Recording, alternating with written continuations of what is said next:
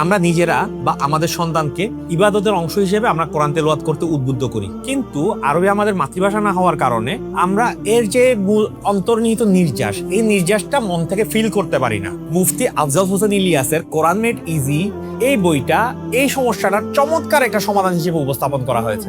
এই বইটার প্রধান লক্ষ্য ছিল কোরআনের জটিল আর অলংকারপূর্ণ যে ভাষাগুলো আছে এর পরিবর্তে খুব সিম্পল, খুব ইজিতে আন্ডারস্ট্যান্ডেবল একটা ইংরেজি অনুবাদ এখানে তৈরি করা।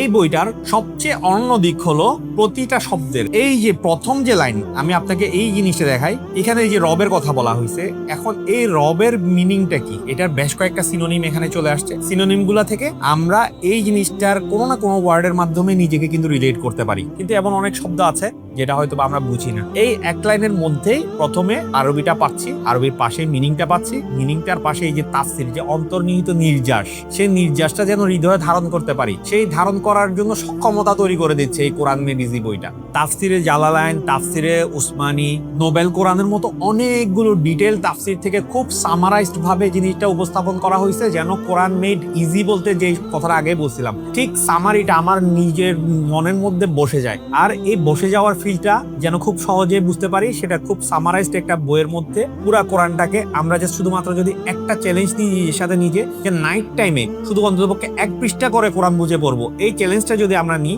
তাহলে দেখবো প্রতিদিন অন্ততপক্ষে একটু একটু করে আগাতে আগাতে পুরা কোরআনটা আমাদের জীবন গঠনের জন্য অনন্য সৌন্দর্য এক জীবন গঠনে আমাদের দিকে নিয়ে যাচ্ছে। সেটার জন্য আজই আমরা সংগ্রহ করতে পারি এই বইটা, যেন আমাদের জীবনকে ইসলামের আলোয় আলোকিত করতে পারি।